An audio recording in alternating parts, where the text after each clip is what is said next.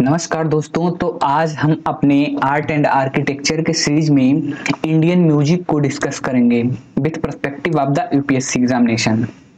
तो first of all अगर जो हम म्यूजिक को समझने जा रहे हैं तो पहला क्वेश्चन होना चाहिए कि व्हाट इज म्यूजिक। तो म्यूजिक के अलग अलग डिफिनेशन, अलग अलग उसके जो भी रेफरेंसेस हैं हो सकते हैं, बट मैं क्या समझता हूँ म्यूजिक मतलब music just a medium. Music is a medium. Music एक मीडियम है। तो आपका क्वेश्चन होना चाहिए किस चीज का मीडियम। तो म्यूजिक एक मीडियम है लोगों के इमोशन को एक्सप्रेस करने के लिए। लोग किसी प्रकार के मैसेज किसी को शेयर करना चाहते हैं तो उसमें म्यूजिक का यूज किया जाता है। और वैसे लिटरल मीनिंग में समझा जाए तो जो म्यूजिक होता है, म्यूजिक को सोल ऑफ एनी कल्चर कहा जाता है। किसी भी कल्चर की जो आत्मा होती है वो वहां की म्यूजिक होती है। क्यों ऐसा क्यों कहा जाता है? ऐसा इसलिए कहा जाता है क्योंकि किसी भी कल्चर के लोग जो चीजें अपनी म्यूजिक में एक्सप्रेस करते हैं वो उनकी रियल फीलिंग, वो उनकी रियल कल्चर को डिपिक्ट करता है। और हमें जो ऐसा माना जाता है कि जो म्यूजिक है, म्यूजिक को पृथ्वी पर लाने का काम या म्यूजिक को इंट्रोड्यूस करने का काम पृथ्वी पर वो किसने किया, तो वो नारद मुनि को माना जाता है। एक ऐसा मान्यता है। और यहां तक कि दोस्तों हमें म्यूजिक का जो एविडेंस मिलता है वो हमें आईबीसी यानी कि इंडस वैली सिविलाइजेशन में भी मिलता है, जहां पर हमें 7 होल्ड फ्लूइड यानी कि हमें वहां पर बांसुरी मिली है। इसके अतिरिक्त दोस्तों हमें जो उसका लिटरल मीनिंग मतलब लिटरल ट्रेसेस या लिटरल एविडेंस हमें मिलते हैं म्यूजिक के, वो वैदिक टाइम से ही मिलना शुरू होते हैं। और जो सामवेद है दोस्तों, सामवेद को तो यहां तक माना जाता है कि Samaveda is the science of music. उसको साइंस ऑफ म्यूजिक कहते हैं। और हमें जैसे जानते हैं दोस्तों कि म्यूजिक जो होता है वो कई वाद्य यंत्रों से मिलकर बना होता है, तो एक म्यूजिक का निर्माण होता है। तो जो म्यूजिक के जो इंस्ट्रूमेंट वीणा है उसका हमें पहली बार मेंशन कहीं मिलता है तो ऐत्रेय ब्राह्मण में मिलता है। और दोस्तों जामिनी ब्राह्मण में हमें पहली बार ऐसा साक्ष्य मिलता है कि जहां पर बात की गई होती है कलेक्टिव डांस और म्यूजिक की, मतलब म्यूजिक भी साथ हो रहा है और लोग कलेक्टिवली डांस भी कर रहे हैं। तो ऐसा हमें कहाँ मेंशन मिलता है? जामिनी के ब्राह्मण में। फिर हम देखते हैं दोस्तों कि जो कास्तुकी ब्राह्मण है उसमें क्या है, dance, vocal and instrumental music, इन सबको एक साथ रखा गया है। फिर आगे चल के हम लोग देखते हैं दोस्तों कि 500 BC के आसपास जो पढ़नी के बुक में फर्स्ट मतलब पहली बार हमें फर्स्ट टाइम पे कोई प्रॉपर रेफरेंस मिलता है म्यूजिक का। लेकिन जो हमें म्यूजिक का एक थ्योरेटिकल पार्ट कि म्यूजिक क्या होता है, म्यूजिक के क्या पार्ट होते हैं, उसका जो हमें एविडेंस या जो रिटन फॉर्म में मिलता है वो भरत मुनि के नाट्य शास्त्र में मिलता है दोस्तों, जो कि लिखा गया था 200 BC से 200 AD के बीच में। तो दोस्तों इस चैप्टर में हम लोग म्यूजिक के सभी पॉइंट्स को नहीं कवर करेंगे, हम उन्हीं पॉइंट्स को कवर करेंगे जो बहुत ही इंपॉर्टेंट हो सकते हैं एग्जाम के लिए। जैसे differences between Hindustani music and Carnatic music. तो जैसा कि हम लोग बेसिक समझ लिए हैं कि म्यूजिक के बारे में, तो अब हम लोग आगे बढ़ते हैं। तो हिंदुस्तानी म्यूजिक के जो डिफरेंस देखेंगे दोस्तों हिंदुस्तानी म्यूजिक में, तो एक पाएंगे कि हिंदुस्तानी म्यूजिक जो है ये डेवलप कहाँ हुआ। तो ये डेवलप हुआ था आपके स्पेशली कहाँ पर, ये नॉर्थ इंडिया में डेवलप होता है आपका। और जब नॉर्थ इंडिया में डेवलप होगा, नॉर्थ इंडिया उस टाइम मतलब मान सकते हैं हिस्ट्री में, तो यहाँ पर जैसा कि आप लोगों को पता है कि फॉरेन इन्वेजन होता ही रहा है। तो जब फॉरेन इन्वेजन होगा तो यहाँ पर फॉरेन इन्फ्लुएंस भी होना बाउंड है। तो यहाँ पर अरब, पर्शियन और अफगान का इन्फ्लुएंस हमें देखने को मिलता है हिंदुस्तानी म्यूजिक में। और चूंकि दोस्तों जहाँ पर कई कल्चर के म्यूजिक का मिश्रण होगा या वहां पर मिक्सचर होगा, तो वहां पर फ्रीडम भी तो होगी इम्प्रोवाइज करने के लिए। और जब वहां पर फ्रीडम होगी इम्प्रोवाइज करने के लिए तो कई घराना भी इमर्ज होंगे वहां पर। कई घराना मतलब कई प्रकार के स्कूल निकलेंगे उस म्यूजिक में। तो हमें जो है हिंदुस्तानी म्यूजिक में कई स्कूल भी देखने को मिलते हैं। और इम्पॉर्टेंट पॉइंट है जो हिंदुस्तानी म्यूजिक का ये है कि हिंदुस्तानी म्यूजिक में जितना वहां पर वोकल म्यूजिक यानी कि जो गा करके म्यूजिक बोले जा रहे हैं उसको जितना इंपॉर्टेंस दिया जाता है, उतना ही इंपॉर्टेंट उस म्यूजिक में पार्टिसिपेट करने वाले इंस्ट्रूमेंट को भी दिया जाता है। और जो हिंदुस्तानी म्यूजिक है दोस्तों, हिंदुस्तानी म्यूजिक में 6 मेजर राग पाए जाते हैं, ठीक है। और मोस्टली जो है ये आपका जो हिंदुस्तानी म्यूजिक है इसका जो डोमिनेंस आप देखने को पाएंगे ये आपके नॉर्थ इंडिया में देखने मिलता है। और हिंदुस्तानी म्यूजिक और जो आपकी कर्नाटिक म्यूजिक है, इन दोनों में जो बेसिक कॉमन चीज है, और वो कॉमन चीज ये है कि इन दोनों में फ्लूट, वायलिन का कॉमन यूज हुआ है। फिर अब आते हैं कर्नाटिक म्यूजिक की।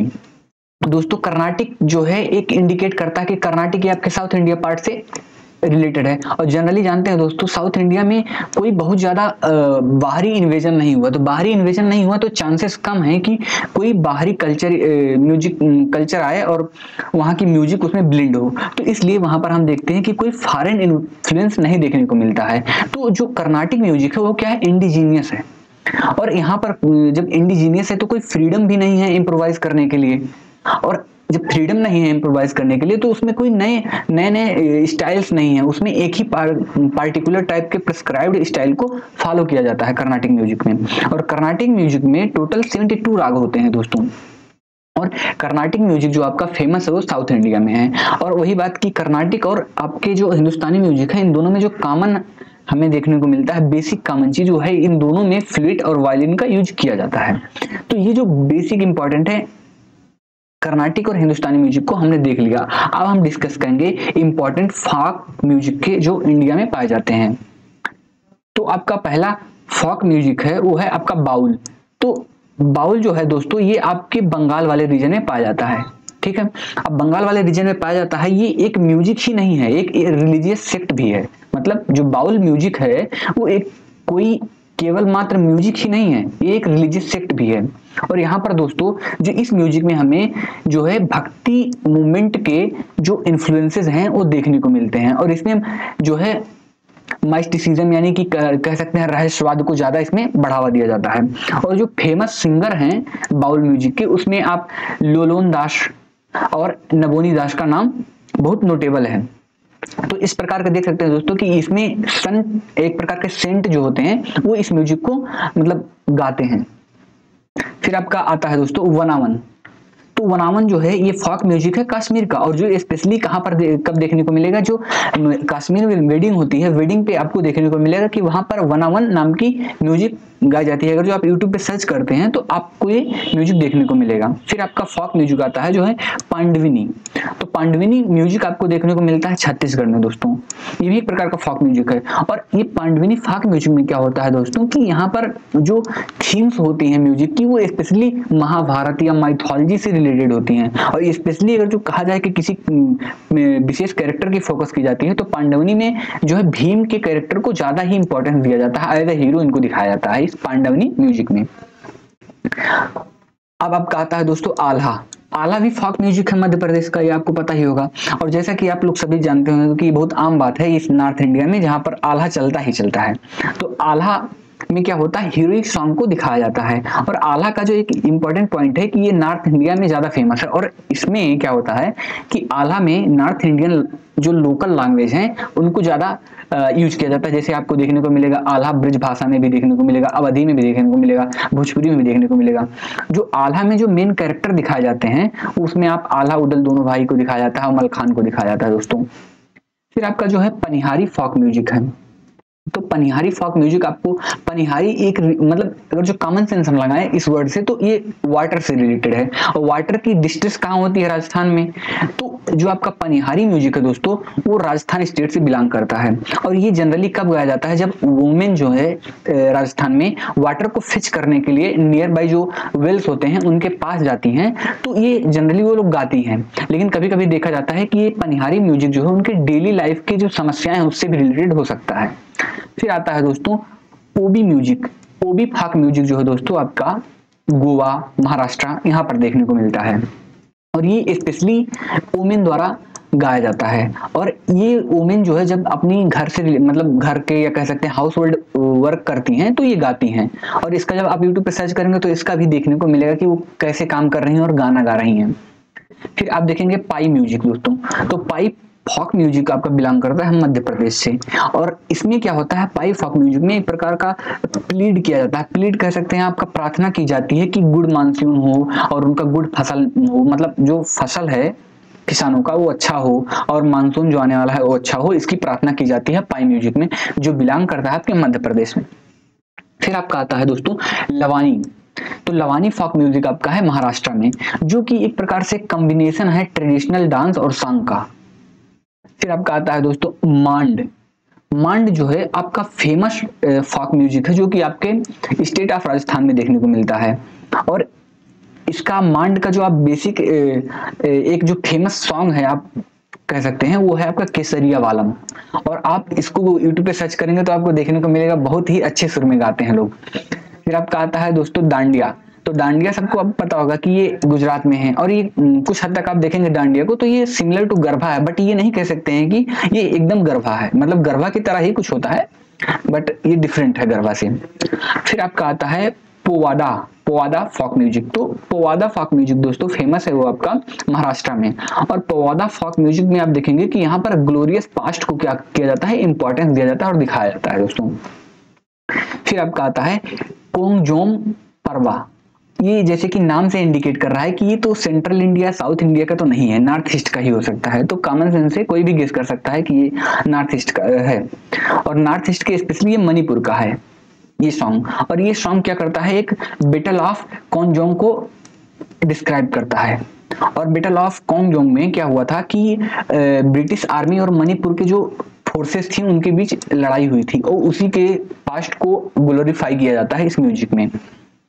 फिर आपका आता है दोस्तों भवगीत म्यूजिक। तो भवगीत म्यूजिक एक प्रकार का इमोशनल फॉक सॉन्ग है दोस्तों, जो कि फेमस है कर्नाटक और महाराष्ट्र में, बहुत ही ज्यादा फेमस है ये। फिर आपका है दोस्तों मांडो म्यूजिक। तो मांडो फॉक म्यूजिक आपको देखने को मिलेगा गोवा में। और दोस्तों ये ऐसा मांडो फॉक म्यूजिक है गोवा का, जहां पर आपको ब्लेंड देखने को मिलेगा इंडियन और वेस्टर्न म्यूजिकल ट्रेडिशन का। फिर आपका आता है दोस्तों कोलानुहू और कोलट्टम म्यूजिक।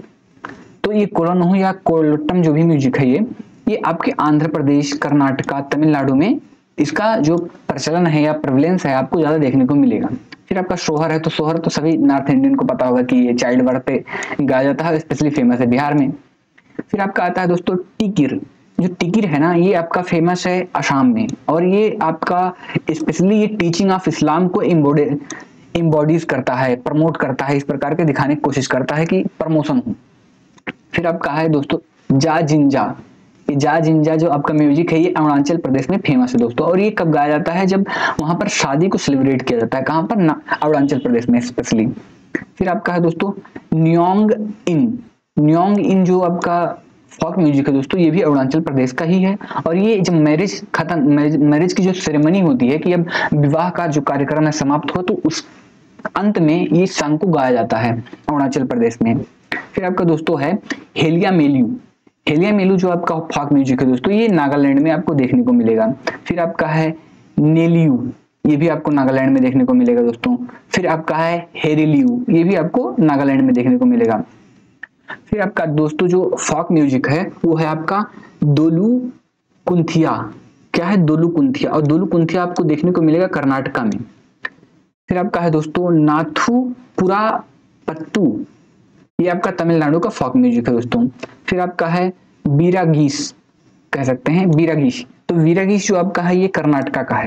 फिर आपका पाला और दसकठिया फॉक म्यूजिक। तो पाला और दसकठिया जो फॉक म्यूजिक है आपके ओडिशा में फेमस है दोस्तों।